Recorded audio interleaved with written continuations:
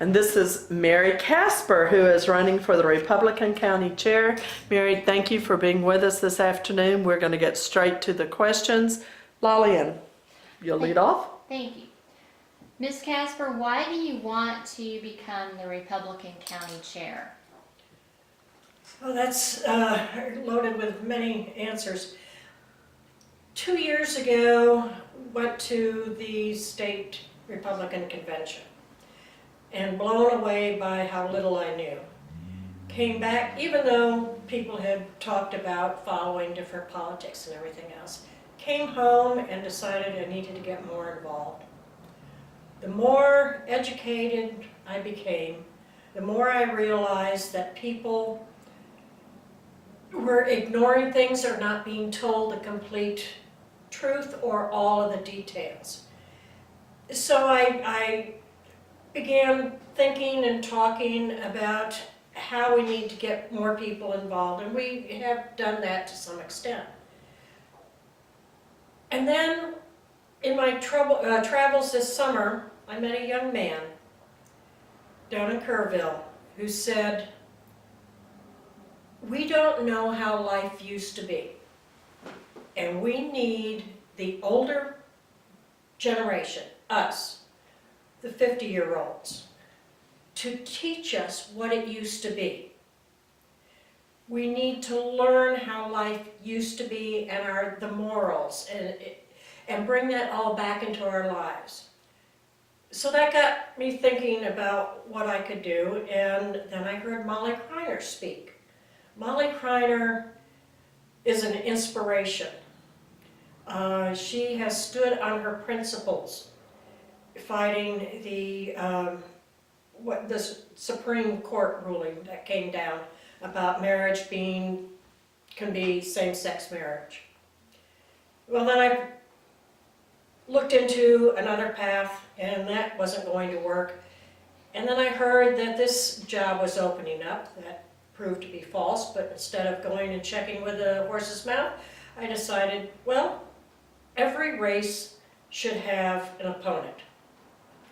And this one was a good one to start with. It's local. It's not going to cost me an arm and a leg, just a couple of toes. And I think we need a different viewpoint from what has been there. Not that maybe everything has been bad with the Tom Green Republican Party, but you need outside input. You need a fresh set of eyes to look at it. And that's what I hope to bring to it. Thank you. So Mary, what do you consider to be the most important function of the county chair? Education. There are so many people that have no idea what is going on in the city, going on with the state. Texas has the second highest public debt in the United States. It's almost Texas, California. No, I don't want to go that way. But we're right behind California. And we get 36–37% of our state budget from the federal government, even though we give them quite a bit. I don't think people are aware of the debt that is here in San Angelo. I looked it up today. SAISD has a debt of over $8,000 per student. The city of San Angelo has a debt of over $1,900 per resident. The county is in pretty good shape. There are school districts. Frisco, #1, has got a school debt of over $2 billion. They're building the most expensive school in the state. And yet, the schools in these high-impact areas were given special treatment in this last legislature. Also, the legislature killed or put in the dark hole to never appear, bills that would require open information as to how much the debt carried by an entity is and how much a new bond would add to that debt, that's gone. I can't take on debt without knowing how much it's going to affect my budget. So education, and it's just those things that we need to go ahead, plus grow the party. If we do not bring in more people instead of the same ones, it's the same problem every organization has. But that's basically it. So young people aren't getting involved in politics. Why do you feel this is happening, and how would you address this issue? I think people do not get involved in the politics because they think that their voice is not going to make a difference. I think it was after hearing Molly Kreiner speak one time, I called, and Governor Abbott had come out with a statement regarding the actions of those county clerks that, well, if you get prosecuted, for religious, we can stand behind you to some extent. That's, and I called his office and said to the office, whoever it was that answered the phone, I said, please give my thanks to Governor Abbott for supporting this. And she said, we never get phone calls for this, on something like this. And I said, in that case, I'll call you again. When I think the governor has done something. People are scared to contact their representatives. And it's so easy to do. And I think we need to tell them how easy it is. Basically, I think it's fear that my voice doesn't matter. They're going to listen to whatever lobbyist is in Austin, in City Hall, in Washington, D.C. Thank you. I'm going to step in for Rusty, who had to step away for a minute. What plans do you have to develop the local Republican Party? I know it's hard to get information out. I think we're going to have to go to social media. It's going to have to be emails. The website is terrible. There is nothing on the website. It's one page. Now, I don't like websites particularly. They take a lot of work. Facebook pages, I think, could be a whole lot better used. We need to get people signed up. People my generation say, I'm not on Facebook. Well, that's a good way to get in touch with people. Emails, get people to get their emails. I think if you get more information to them, it takes some time. Yes, it does. But what else? We've got an election coming up, and things are very hectic right now. After the national election, well, actually, between the primary that's coming up, we've got some time, except for the convention, and then we've got the national, and then we go into the legislature coming in, and that is basically a dead time. Why can we not use that time to send out emails, to get the Facebook page going with what is going on in Austin? And that's what I hope we can do. Who is responsible for verifying that candidates are eligible for the offices they decide to run for? Meaning, making sure they live in the proper district or the precinct and that they meet any educational requirements. Well, I don't think there's any educational requirements. Well, for some positions there may be, but those were just some examples of what I mean by. The Tom Green Republican bylaws say you have to be 18 and a citizen, eligible to vote, and live in the county. And it works the same way for the precinct chairs. Well, does this position of county chair have anything to do with verifying that candidates have met those requirements? I think that comes off of the voter rolls. Because in order to run for a Republican slot as a county chair, you have to have voted in a primary as a Republican. And I believe it works that way for the precinct chairs also. The other positions, if a candidate says that they are a Republican, you have to accept that. I believe you have to sign a statement stating you are a Republican. Any other position? Does that answer the question? Yes, ma'am, that's fine Okay. right now. Thank you.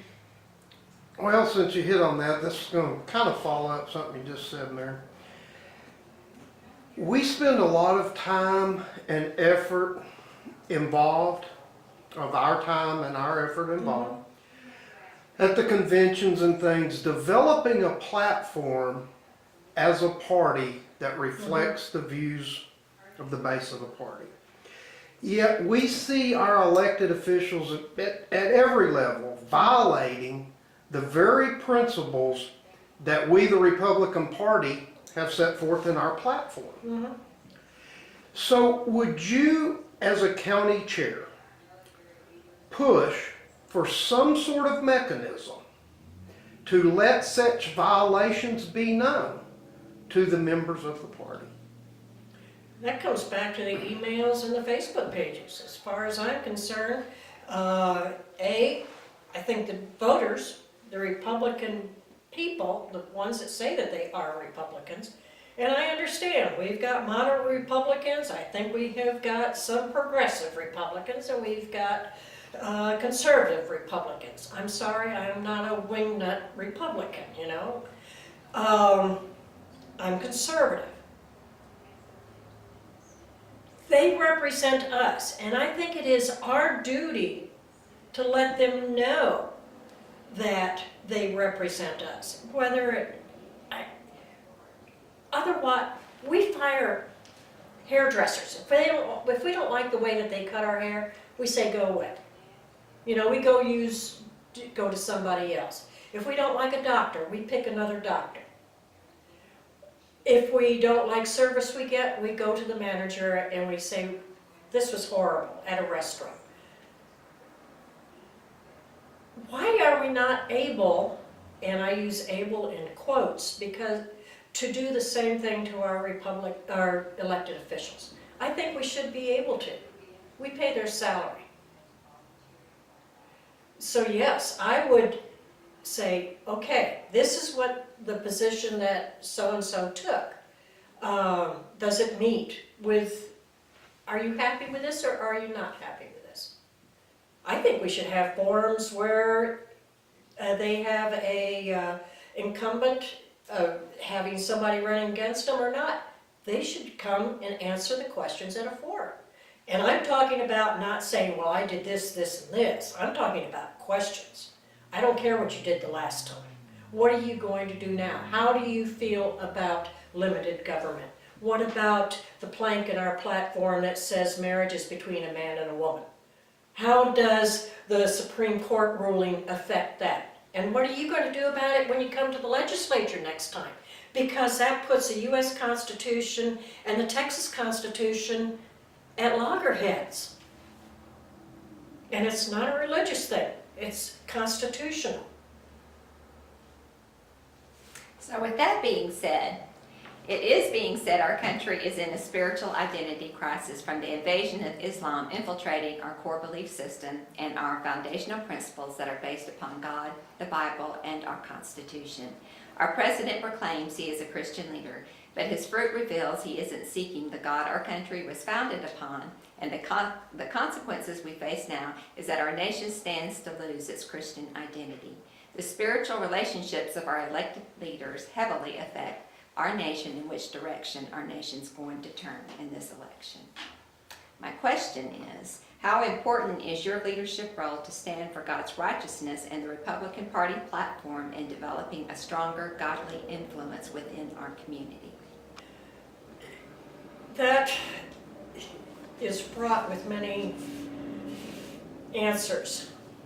Number one, because many people do not and are not aware of what Islam really is.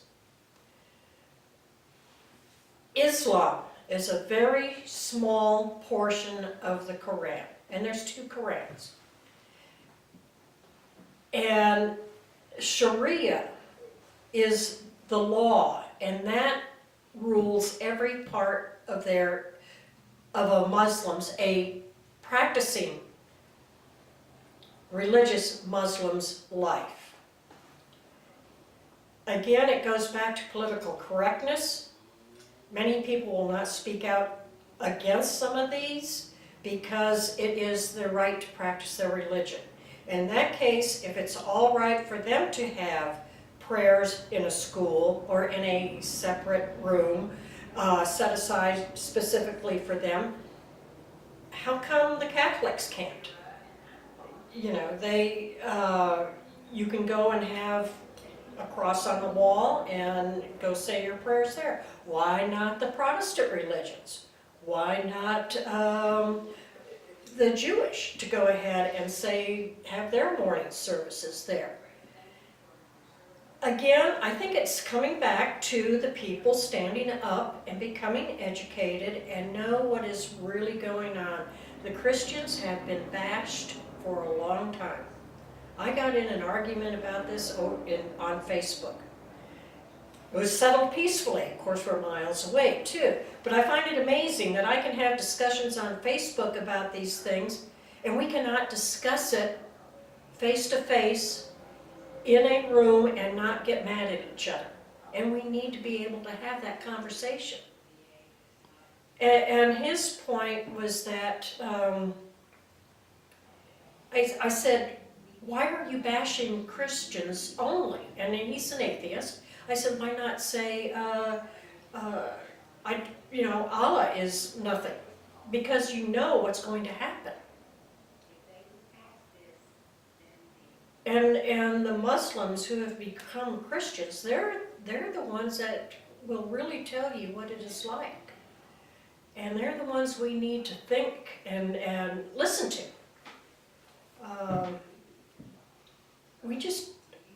Again, it's education, education, education.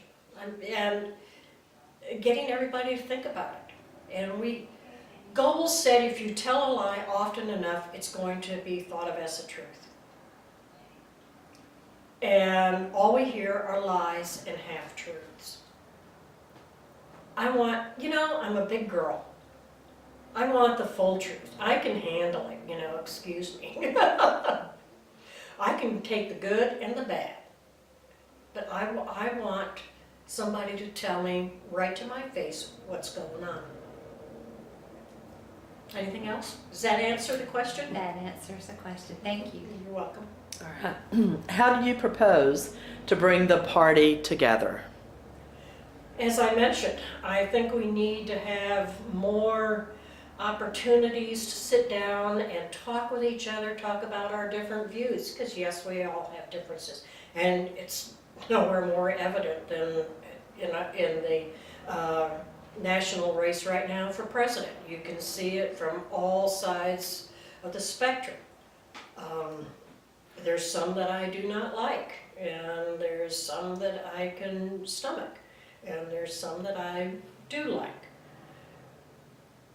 And yet again, if you offer an opinion, somebody gets offended.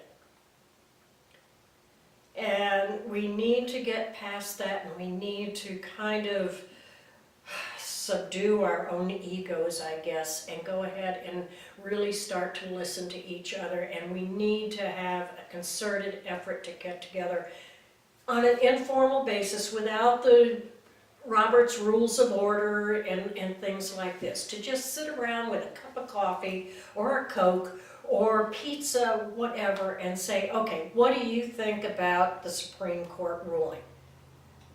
And tell the lawyers to not put their 2 cents worth in.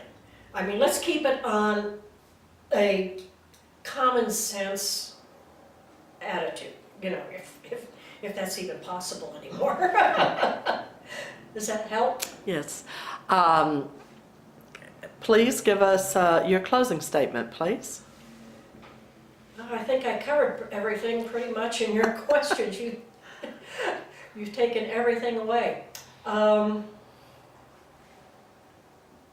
I filed for this job because I felt I needed to do something. It's the time to do something. This is the year we need to really go ahead and, because we're running out of time. Our country is going downhill fast. And it is getting tougher and tougher to stop the train. We are beset on all sides. And it is going to take ordinary citizens like me. Lyle Lamb did it in one of the other elections. And we have other people who have no political not affiliation, but huge interest in politics, running for different positions. And it is going to take us, the outsiders, to maybe bring a breath of fresh air to the political system. That's all I can say, except come out and vote. Early voting starts on February 16th, and we're at the end of the ballot. So start at the end and work backwards. Thank you. Very good. We appreciate your time this afternoon. Thank you, Mary. You're welcome.